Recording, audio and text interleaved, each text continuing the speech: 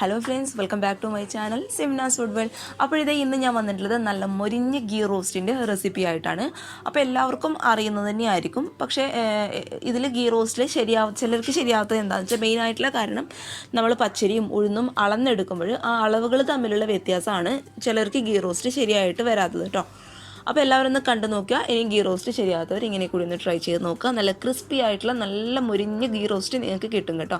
അപ്പോൾ നമുക്ക് പെട്ടെന്ന് തന്നെ വീഡിയോയിലോട്ട് കടക്കുന്നതിന് മുന്നേ ചാനലിലെ വീഡിയോസൊക്കെ ആദ്യമായിട്ട് ആരെങ്കിലും കാണുകയാണെങ്കിൽ സബ്സ്ക്രൈബ് ചെയ്യാൻ മറക്കരുത്. അപ്പോൾ നമുക്ക് പെട്ടെന്ന് തന്നെ ഈ മുരിഞ്ഞ നല്ല ക്രിസ്പി ആയിട്ടുള്ള ഗീ റോസ്റ്റ് എങ്ങനെ റെഡിയാക്കും നോക്കാം.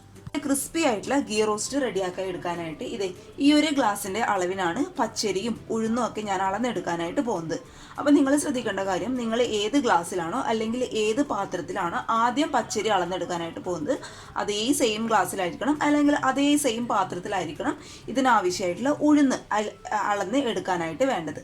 അപ്പോൾ ഇത് ഇങ്ങനെയുള്ള ഒരു ഗ്ലാസ്സിൽ 1.5 ഗ്ലാസ് പച്ചരി നമുക്കൊരു പാത്രത്തിലോട്ട് അങ്ങോട്ട് ഇട്ട് കൊടുക്കാം. നിങ്ങൾക്ക് വേണമെന്നുണ്ടെങ്കിൽ പച്ചരിക്ക് പകരമായിട്ട് നിങ്ങളുടെ കയ്യിൽ ഇഡ്ഡലി റൈസ് ആണ് കയ്യിലുള്ളതുണ്ടെങ്കിൽ അതെടുക്കാം കേട്ടോ. അതായാലും സെയിം ക്വാണ്ടിറ്റിയിൽ തന്നെ എടുത്താലും മതിയാവും. പക്ഷേ എപ്പോഴും ക്രിസ്പി ആയിട്ടുള്ള ദോശയ്ക്കൊക്കെ ഏറ്റവും കൂടുതൽ നല്ലത് പച്ചരി തന്നെ ആയിരിക്കും കേട്ടോ. അപ്പോൾ നിങ്ങളുടെ ഇഷ്ടത്തിനനുസരിച്ച് ചെയ്യാം.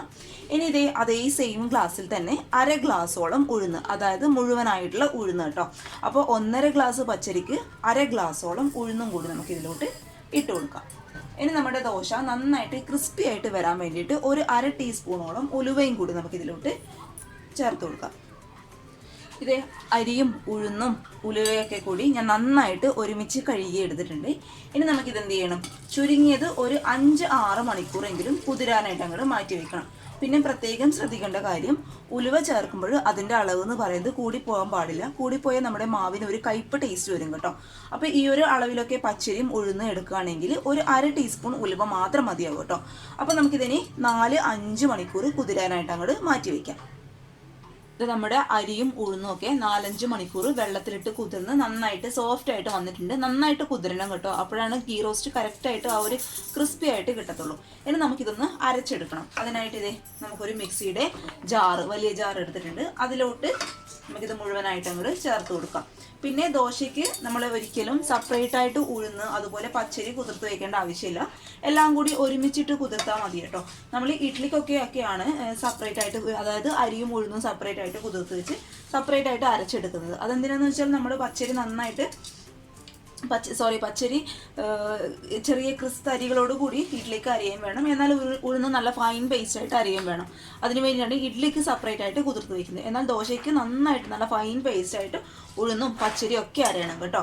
അപ്പോൾ പകുതി 2 ട്രിപ്പായിട്ട് നമുക്ക് അരച്ചെടുക്കാം. അപ്പോൾ പകുതി ഞാൻ ഇതിലോട്ട് ഇട്ട് കൊടുത്തിട്ടുണ്ട്. ഇനി നമ്മൾ ഇതിലോട്ട് ചേർത്ത് കൊടുക്കുന്നത് നമ്മുടെ ദോശ നന്നായിട്ട് സോഫ്റ്റ് ആയിട്ട് വരാൻ വേണ്ടിയിട്ട് നമ്മൾ പച്ചരി എടുത്ത അതേ സെയിം ഗ്ലാസ്സിൽ തന്നെ 1/4 കപ്പോളം വേവിച്ചെടുത്ത ചോറ്. അതിപ്പോൾ ഏത് റൈസിൻ്റെ ചോറായാലും കുഴപ്പമില്ല കേട്ടോ. ഞാനിവിടെ എടുത്തിട്ടുള്ളത് മട്ട റൈസാണ്. നിങ്ങൾ ഏത് റൈസിൻ്റെ ഉപയോഗിച്ചാലും കുഴപ്പമില്ല. അപ്പോൾ 1/4 കപ്പ് കംപ്ലീറ്റ് ആയിട്ട് നമുക്ക് ഇട്ട് കൊടുക്കാം. അപ്പോൾ ഇത് ഞാനിപ്പോൾ 2 ട്രിപ്പായിട്ടാണ് അരച്ചെടുക്കാനായിട്ട് പോകുന്നത്. അപ്പോൾ പകുതി നമുക്ക് ഈ ഒരു ട്രിപ്പിൽ അരച്ചെടുക്കാം. ബാക്കി പകുതി ഈ ഒരു ട്രിപ്പിലും കൂടി ഞാൻ ഇട്ട് കൊടുക്കുന്നുണ്ട്.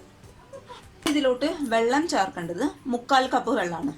അപ്പോൾ കുറച്ച് നമുക്ക് ഈ ഒരു ട്രിപ്പിൽ ചേർത്ത് കൊടുക്കാം. ബാക്കി അടുത്ത ട്രിപ്പിലും ചേർക്കാം കേട്ടോ.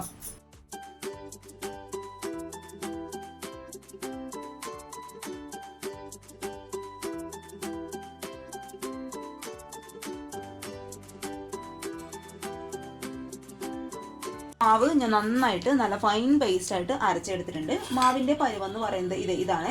ഒരുപാട് അങ്ങ് ലൂസായി പോകാൻ പാടില്ല, അതുപോലെ ഒരുപാട് കട്ടിയിലിരിക്കാനും പാടില്ല. ഈ ഒരു പരുവത്തിൽ ആവശ്യത്തിന് മാത്രം വെള്ളം ചേർത്ത് നന്നായിട്ട് നല്ല ഫൈൻ പേസ്റ്റ് ആയിട്ട് അരച്ചെടുക്കുക കേട്ടോ. അപ്പോൾ ഇത് നാളെ രാവിലത്തേക്കൊക്കെയാണ് അരച്ചെടുക്കാനായിട്ട് നിങ്ങൾ ഉദ്ദേശിക്കുന്നതെങ്കിൽ, ഒരുപാട് തണുപ്പൊക്കെയുള്ള ഏരിയയിലുള്ളവരാണെങ്കിൽ തലേന്ന് ഉച്ചയോടൊക്കെ അരച്ച് വെക്കുക കേട്ടോ. അപ്പോഴേക്കും പിറ്റേന്ന് രാവിലെയൊക്കെ ആകുമ്പോഴേക്കും നന്നായിട്ട് ഇത് പുളിച്ച് വന്നോളും. പിന്നെ ചൂടൊക്കെയുള്ള ഏരിയയിൽ നിൽക്കുന്നവരാണെങ്കിൽ വൈകുന്നേരങ്ങളിലൊക്കെ അരച്ച് വെച്ചാൽ മതി കേട്ടോ.